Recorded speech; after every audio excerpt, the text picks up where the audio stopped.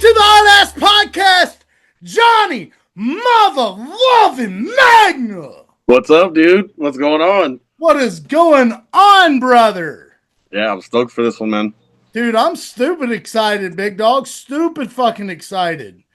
Hey, let me tell you something, big dog. It's almost like fucking royalty comes to town when we have a power slapper on the program. We only get power slap folks that we like genuinely enjoy watching to come on. OG, homie of the show, Anthony Blackburn, he told me a long time ago I had to get you on. I messaged you months and months ago. We couldn't ever correlate a time, and we have finally figured it out. Johnny, how are you doing, brother? Dude, I'm feeling great, man. Just working, getting ready for this next match coming up, bro. I appreciate all the kind words. I really do. No, absolutely, big dog. Let me tell you one thing before we get going. I see that cat eye. I see that cat eye back there, big dog. I see it.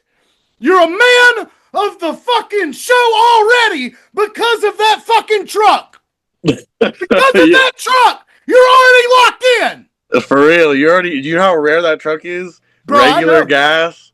I know, big dog. Listen, I'm a truck guy, bud. I'll always ask fighters, hey, if you could have whatever kind of truck you have, what would it be? And, the typical answer is like, oh, I don't know, something old. And I'm like, big dog, let me tell you something. A 1997 through a 2005 Chevrolet GMC anything is the correct answer. Yeah, fuck yeah, dude. That thing slays. Dude. That thing slays. I would never give it up. Absolutely, big dog. Absolutely. Man, let me tell you something, big dog. Hey, what are you smoking on there, brother? Oh, you already know these are the homies over at Amigo Smoke Shop. They were right across the street from where I live. Super friendly shop. Hey, the kids nowadays are calling that straight gasoline, bud. Oh, yeah. Yeah, that's what they call Nothing but gas, dude. Nothing but gasoline. Yeah. Yeah, you're aura farming on the pod right now, and it's kind of overwhelming. Oh, that's just how I do, brother. I'm starting to break through. Before, I may have slipped through the cracks and people weren't paying attention, but now they know. I don't fuck around. I come in hot. Hey, can I tell you what really drew my attention to you, honestly? What's that? So the OG Anthony Blackburn, 100%, that whole thing's for real. You can ask him. He was like, dude, if you're going to talk to anyone, get a hold of Johnny. I said, all right, big dog. I did. We couldn't ever correlate times. What really was like the driving force to nail this thing home was, I think it was the week after my birthday. My birthday's April 5th. You had a match at Powerslap. What was it, 19? Yeah, 19. And you go into the second round, right? You have this little bit of a back and forth. This fella, you go into the second round. The ref goes, hey, what's your count or whatever? And you're like, big dog, 1, of course. And you do it 1. And bro, when you slap cuz, that man's whole soul left his body. And not only did it leave his body, it left the room, went into the break room. The guys were back there smoking and said, hey, what's up? And he was like, I just need a breather. I'm overwhelmed. I'm stressed. And I couldn't believe it, dude. It was remarkable, to be honest with you.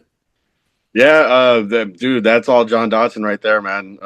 That guy, he trained me up. It's so funny because if you go back and watch my first slap, you can tell that I was a guy that they kind of just picked up off of the streets, and fucking, I was like so oblivious to how much it took to actually slap. And then John Dotson came in and gave me so much training, and then the second fight you could see I improved a little bit, but that third one, it was just like the technique had gotten so well that like I don't think I even expected it to look like that on camera. It was just so fast and like clean, but it doesn't feel like that when I'm doing it, believe it or not. Like it's like I don't know. It's like shooting a basketball. Sometimes you shoot it and then that half a second you're like, fuck, did I make it or did I not? And you don't know until you see, And so whenever I'm hitting them, I just always think of what I could have done better. And so whenever I watched it back on camera, I was like, oh shit, that's actually pretty sweet.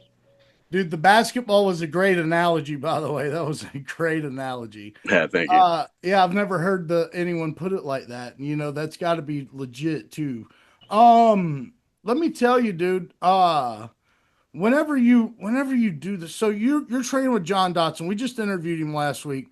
Great guy. I've been watching that dude, and I know it makes him feel old. I'm sorry, John. I'm sorry, John. What do you want me to do? I'm sorry. It happens. I've been watching that guy fight since I was like 10, 11 years old, something Yeah, like that. I was introduced to John, and I think it was tough 14, yeah, if I'm not mistaken. yeah. And maybe I was a little older than 10 or 11. Maybe I was 14, but still, you know, that dude was just, I don't know, another level. I was more than 14 actually. Now that I'm thinking about it. When the fuck was tough 14, dude? 2011? Yeah, somewhere right after 2010, somewhere. It was like definitely between 2010 2012. So I was in the 11th grade. I was in the 11th grade. So, teenager, young man, Yeah. John. uh, and to be coached under a guy like that, though, dude, how for one, how do you hone in on technique when power slap? Because most folks, let's just say the avid viewer, me, I'm the avid viewer. I'm the guy that tunes in when I go, oh, I know that guy from YouTube. I'm gonna check him out. I've seen his highlights, so I tune in, right, and I'm watching just as a average Joe. What We don't know what you guys do to train for this. We see the videos of you slapping Bob, right? But that can't be your only technique. What? How do you build this? How do you practice this? How do you build these skills up? So honestly, man, it's really all about like how comfortable can you get with your feet planted. In a nutshell, that's really all it is. Like I feel like a lot of people stress over the rules, and so there you got to take into account not moving your feet, and then you got to hit the right target, and then on top of all that, you got to hit as hard as you can, and then you got to hope it fucking works out, right? So it's like I feel like if I have my feet planted, I could do just about fucking anything, dude. Like I can it once you get into like that football stance, if you can just keep your feet planted and move your fuck. You ever seen those like things at the car dealership that Yeah, fucking move yeah, around? yeah. If you can do that, then you'll be solid, man. I feel like a lot of people don't do that. A lot of people like try and figure out, which is fine, but they try and figure out their own way of doing it, and this just happens to be mine, and it fucking works out pretty well. But it's a technique I don't see anyone using all that much. Also, when you watch film, if you want to just keep it old school, I'll watch somebody slap and I'll say, yeah, I could take that shit, you know? That's kind of like a good way of like prepping for it. Is like a lot of these guys, I think you know better at this point. If like you're watching somebody, if someone was watching and they were to see my slap, I would hope they'd feel like, oh shit, that's rough. But then Yeah. I'd look at someone else's slap and I'd be like, oh, that's not shit, you know? And that helps a lot. It really does. No doubt. So plant your feet, make like a wacky inflatable tube guy, and send her to hell, bud. Hell yeah, dude. That's the key. Okay. Okay. I'm gonna jot it down. I'm gonna jot it down. So, what motivates you? Let me ask you, brother, when this thing came around? So, when we talked to Anthony, he was describing to us that, like, he didn't have much going on and he saw this ad and he really just did it for fun, put in for it, right? And put in an application. And then they called him up, and next thing you know, he's slapping, he's on stage getting slapped and slapping shit out of somebody. So, walk me through your road to power slap and how that came to be. So I'm a pro wrestler, and when I was a rookie, like training to be a pro wrestler, we would go to seminars every here and there. And I ended up going to Amarillo, Texas, which is about 4 hours away. And I did a seminar with Sim Bodie. And then what do you know? 2 years later, he's the booker for Power Slap. And so whenever he went on Facebook and Instagram, every social media you could think of, and he was putting out ads, pretty much saying, "Hey, if you got what it takes, give me a message, and I think I can do it." And to be honest with you, like I don't know, I grew up with a pretty rough background, and so I know what it feels like to be like punched in the face or whatever the occasion may have been, street fight wise. But I was kind of like, taking a slap really, it's not that bad. I think I could do it. It's not that bad. And so I messaged him, and he got me into a combine. Once I went to the combine, I stood out like right away. They put us in single file lines and had everyone slap the bob. And when Brandon Bardot was like the captain of my line. So everyone was going up. And when I tagged that thing, his fucking eyes like blew up and was like, yeah, yeah, yeah, that's really good, dude. That's really fucking good. They put me on the measuring machine and I hit the hardest in the combine. And not just that, I'm pretty sure I hit the hardest out of any combine at all in 2025. But Crazy. as soon as they flew me back home, I literally got off of the plane and I got a message, "Hey, you got a fight in 2 weeks if you're for it." And I was like, "Hell yeah!" So then I showed up, I did the fight, and just getting hit 3 times by Ryan Kenny, it fucking hurt. I'm not gonna lie, but I didn't go out, and so I was kind of like, "All right, I can definitely do this." Like once you get hit and you know what you're going up against, and you feel like you can take it, you're like, "All right, I can do this." But then I started doing the fucking training with John Dotson. I only had 2 weeks to train with him before that first fight, so I really didn't know shit. But then I had time after that second one, or after that first one. So when the second one came, I knocked the dude out, and I was like, "Oh, that's really fucking good." And so I think I like that was when I determined like I really could be the best in the world. That's not even a question anymore. Like I just have to work for it and I can do it. That's my motivation right there, dude. Dude, that's super sick. Thank you. Thank you for sharing that with me. Um, so let me ask you, and I'm just, there's a lot of layers. This thing's like an onion. There's a lot of layers to peel back, right? Right, Before we get into the hot shit, right? I've got to ask you, when you get a draw, right? Because your first fight was a draw, correct? right, Do yeah. you get paid your show and win money, or how's that work? No, so it was no, we don't. We Oh, get fuck, paid. dude. We both get losers pay, unfortunately. Shit. Yeah. Shit, dude. Come on, bro.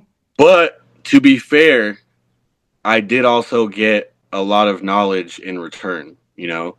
That first fight was really fucking important, dude, because taking 3 slaps and then giving 3 slaps and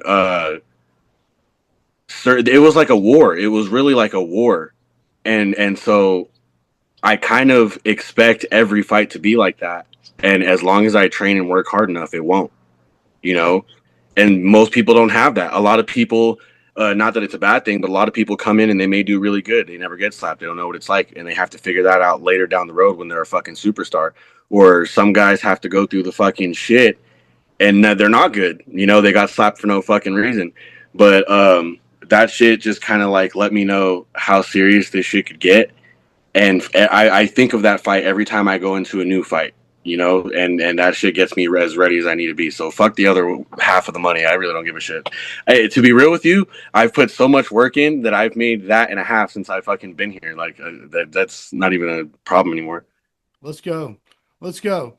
So let me ask you, I've got so many questions and so little time.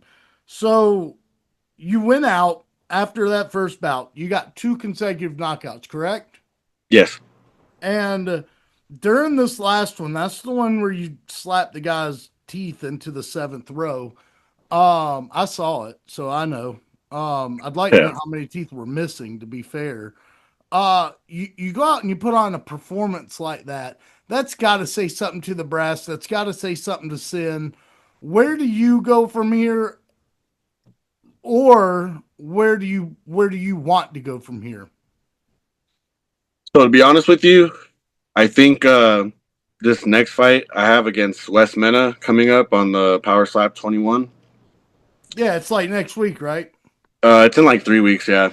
Okay, okay, okay. Um, if I win this fight, I think that it is probably not even an argument that I am a number one contender for the world championship. Um, I could have said that my last fight, but I feel like it would have been very egotistical, right? So then they gave me a veteran who was a very experienced guy. He's been in the ranks since the beginning, and Yeah. I took him out. right? And so now it's not luck anymore. And so this next one is going to be like that stamp that's kind of like I'm the guy. And Yeah, so I truly believe that after this fight, I should have whoever wins between DeBell and Dorian. absolutely. Absolutely, bro. You need that strap, dude. You Oh need yeah, that strap money, you know? You oh get yeah. that belt, we start talking about some cool shit then, but Two belts in New Mexico at the same time, bro. That's what's up. let's go. Let's go. Hey, behind the scenes, let me ask you, surely you've met Michael Bisping, right? Yes. What's that dude like meeting him? He is pretty funny. He just like how he is on the announcing booth is exactly how he is outside of the announcing booth. He's the same guy. But no, he's funny. I watch a lot of podcasts and stuff, and he used to have a podcast with a guy I watch a lot and stuff. So Anthony I Smith? I had huh? Anthony Smith? No, it was Louis J. Gomez. Believe Oh, You Me. okay. Okay. Yeah, so I watch all those podcasts and stuff. So I've seen when he was on there. So I told him, hey, I'm a big fan of that and stuff. And he was like, oh, so clearly you have great taste, you know, fucking. He's a funny dude. He's a funny dude. He's pretty straight up.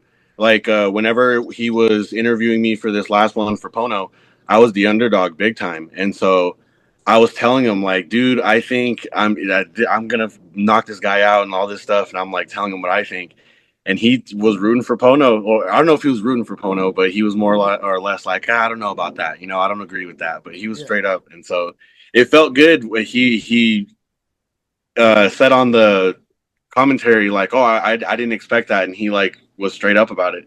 So he's an honorable dude, you know. He's not a fucking like two face or anything. So that's where I was going with it. That's exactly, you led the horse to water, brother, because that's exactly where I was going with it. And I am going to drink. So, what I was trying to get at is on the commentary, it was just kind of like, hey, it's just a matter of time before Pono gets this thing done. And then you knock Cuz out of his shoes, and he was like, yeah, I didn't see that coming. You know what I mean, dude? How good Hey, does it feel? I will say that I noticed that. I did fucking notice that when it was time for me to go up and get slapped because I was getting slapped first. They listed off all my fucking attributes like as if it was a feather under his hat. They were like, "Oh, here's the new Mexican badass. Never been knocked down, never been knocked out. Here he goes." Like he literally had that tone in his voice, like, "Oh, here we go." And Yeah. then he slapped me, and they were like, "Oh, that's so great." After I slapped him, and they went, "Whoa," and all that stuff, silent. It was literally silent. It was almost as if they didn't have any information on me. Whenever I went to slap the second time, they were just throwing shit out there like, he works full time sushi freak. He fucking identifies as a comedian. They didn't know shit about me, and they weren't expecting to. And I definitely fucking noticed that. Yeah, you're Yeah, right. dude. Yeah, dude, that was wild. That was wild. And then when you put the stamp on it, I love an underdog. I love an underdog. It's probably 50% of the reason why I hit you up, honestly. Because when you did that, dude, you shut them. And I love Michael Bisping, by the way. I'm not shitting on Michael Bisping, but if I was up there doing that and saw the underdog that I'm kind of doing this to, right, do that, I'd have had to come around back and shake your hand and be like, "Big dog, listen, this is what just happened, and you got my respect." You know what I mean? Yeah. Yeah, that was wild. That was wild, dude. Use that as a feather in your cap. Next time you see Bisping, you should be like, "Yeah, I remember that bit. All. I remember that bit. All." Well, yeah. I don't Yeah, forget shit, dude. Trust me. he probably wouldn't know what big dog means, though. To be honest, No, I don't think so. He probably thinks it's like a food. probably. But you should say it. You should be like, "Hey, big dog, I remember that shit." Yeah, hell yeah, dude. Yeah. I will. I Yeah. have. I don't know if you've seen, but I made that video about TFU podcast. No. You didn't see that, dude? Go No. check my Instagram and check that shit out. I will. My first fight, they said that I was gonna lose because I look like a surfer, and because they do prediction videos, so they do videos of the weigh-ins and then do predictions, and they said I looked like a surfer, so I wasn't gonna win. And then the fight against Pono, they said that I called them out because I remembered that, and then they were like, "Oh, now he's definitely gonna lose because it's him and all that." And then I fucking won again, and I made a whole video of them talking shit up until me like proving them wrong, dude. It's pretty funny. Big dog, you're in New Mexico. Oh yeah, Are you fucking surfing, bro? no, You're not fucking surfing, dude. What the fuck are those guys on? No, I had my hair down, Yeah. so I did look like a surfer. I yeah, it's Still, still sounds like they're smoking fucking crack meth over there, dude. yeah. Hey, now they can smoke that dick, son, because For fuck real, they don't them. doubt me now. They're Yeah, not talking shit now. yeah. FAFO, big dog. So, all right, we get a win here. We're calling out the champ or whoever wins between their bout, right? Right. Um, how long do you think that'd take, though? How long do you think that'd take before you could get in there again? Well, I don't know. It depends. This could go a couple ways. Like, ideally, let's say I win the coin toss this next fight and I put him out first round, I don't get touched, right? Mm-hmm. Serbia is like fucking 15 days later, dude. And if I don't get touched, they could be like, hey, you want to fight again? And I would most likely be like, fuck yeah, I would. So, I mean, that could happen. But let's say this goes out to round 2 or 3 or whatever. I have to take like a little fucking 6 week suspension, whatever, for medical. Um, I think if their match, it might go all 5 rounds. That's like 4 months or some shit like that, probably. Just like of Yeah, medical recovery alone. yeah. That's pretty. Unless hopefully somebody gets fucking knocked out in the first. Honestly, if you get knocked out in the first and he's ready to go, that shit could happen right away. You never know. You never know with Powerslap. No shit, no shit. You ever met Dana? Yeah, he was at when we had the combine, we went Mm. through all the rules and stuff like that with Mark Smith, and then when everything was done, he was the last person to like show up, and he came and met all of us. It was pretty cool. He shake your hand? Yeah, I made a little video with him. We fucked around a little bit, but he was cool, man. He was like just as excited to meet us as we were him, because all this shit is still new for him. You can tell he's a prideful man about his product, and Oh like when yeah, he showed up, he was real like smiley and like, oh shit, like okay, these are the guys you had. 400-pound Juicy Finau, yeah. who fucking when he hit the measuring machine, the lights in the building went out. So that was like insane. And then you had me in there. I set like the record for it, which was a hard thing. And then it was the first combine they had of nothing but just wrestlers. So you had all types of characters in there and personalities and stuff. He was super happy to meet us. Nah, that's sick. That's sick, big dog. That's sick. Um, hey, let me ask you, you into this UFOlogy going on right now, big dog? I know about the lizards and shit. Oh, you know The about what do you lizard know about the lizards? that they can look like us. That's pretty much it, right? Their eyes change or some shit. I don't know. I don't I don't know. know shit about aliens. I'm not gonna lie to you, but I know that I don't know I'm a little freaked out now. why. What are you seeing? What are you seeing that I'm not seeing? Dude, I've seen a UFO. Nuh-uh. Yeah, I've seen a couple of them. Yeah, What straight up. happened? You want to hear it? Yeah, tell I've me told about it. it. I've told it on the podcast a handful of times. That's the only reason why I kind of didn't drive straight into that. I'm more interested in the UFOs. I'd like to see the alien myself, but until these videos they've been releasing are super fuzzy and blurry, and it's like I don't give a shit about that. No, actually, I've got a photo of a UFO, and I'll DM it to you. I'll DM No it. shit.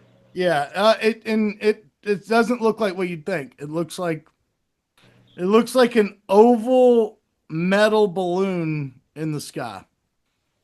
That's what it looks like, but it's not very high in the air. As a matter of fact, Taylor's got a video I've sent him of a UFO as well that was hovering about 250 foot in the air, 300 foot in the air, and I've got a video of it. Remember all that drone shit that was going on in New Jersey? All the what? All the drones that were popping up in New Oh yeah, yeah, Jersey? yeah, yeah, yeah, yeah, yeah. Yeah, it was during the middle of that. It was during the middle of that. I got a video of this red ball of whatever the fuck, and and I stopped, and we saw it. It's a straight road that goes on for miles and miles and miles. I saw it probably 3 miles away, and I was like, "What the fuck is that?" And my girlfriend's driving. We're like, "What the fuck?" We get almost under it, and she's like, "What are you gonna do?" And I was like, what do you think a Southern American man would do? I'm shooting it Shoot at down. it. Yeah, I'm shooting it down. Yeah. I hop out the whip. I popped the trunk on his bitch ass. I pulled the strap. I shit you not. Shit you not. My old lady's recording. You hear the trunk pop. It's like it knows, and it goes, and it just goes away. It's not like a. Whoosh. It's not like it's nothing like it. Just it's like it knows, bro, and it just goes, and it goes away, just like that. Nothing Yeah, crazy. dude. No lights. No like laser beams. Just goes away. This other time I saw a very large rectangle in the sky that was there were 12 other cars on the road. I counted. One of them was a Georgia State patrolman. And we all pulled over. Me and my mom were riding down the road and we were talking. And we as we're talking, the like you're riding, right? And the sun's out, right? In the windshield, it goes away and it's shady. And we're like, what the fuck? And so we look up and it's just this giant fucking rectangle in the sky. We all pulled over.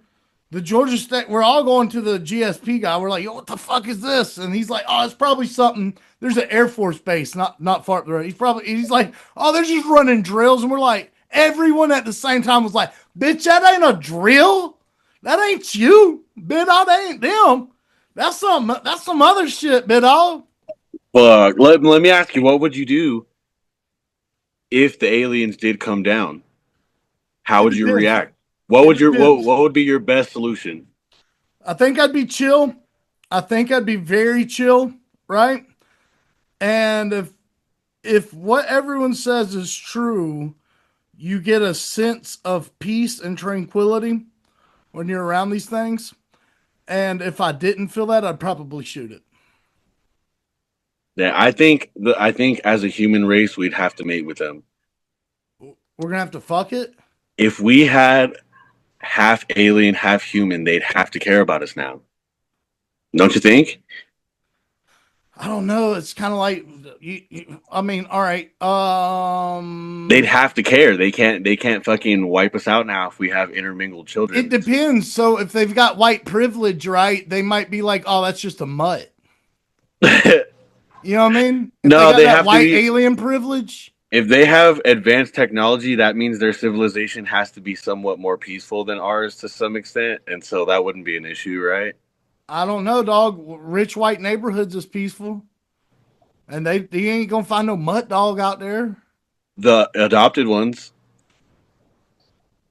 I don't know. We got to get the adoption process rolling pretty quick. Yeah, for real. No, we'll find the. See, that's what you got to do. You got to find the aliens that have big chains Yeah, and yeah, spinners on dog. their shit, Yeah, you know. And 28 then inch rims. yeah, everybody respects those guys. You're the child of that guy. You're in, you Yeah, know. you're in. You can say it if you want. You know, you can say it. Then you can say the word. You know. No. Yeah, no, you could though. You could by that point if you're half and half, you could say it. Yeah, probably. I won't. No, not you, but you know what I mean. Yeah, That thing could. That thing could. Hey, yeah, Johnny, listen, this has been awesome. This has been excellent. You're a great guy. I can't, we got to do this again after your fight. for Let sure. people know if you've got any sponsors, family members, gyms, trainers you want to shout out. Now's the time, brother. Yeah, no, I'll just obviously shout out to John and Chelsea Dotson. You know, Shout those out. two are the that's everything behind everything I do. You know, if I ever go out there and do a good job, it's completely the result of what those guys trained me to do. You know, so shout out to those guys and their MMA gym too. Nobody's villain. Like all those guys are very supportive in what I do too, and they help out as much as they can. So, nah, that's pretty much it, dude. Just my team. Absolutely. Absolutely, brother. Hey, when's your fight? Let people know when your fight is and how they can watch it. Powerslap 21. It's gonna be, I believe, July 12th, or it's either July 10th or July 12th, one of those two. But yeah, man, follow me on Instagram at the Johnny Magna or Facebook, TikTok, whatever you can think of at the Johnny Magna, and fucking watch my shit, man. I should be more famous.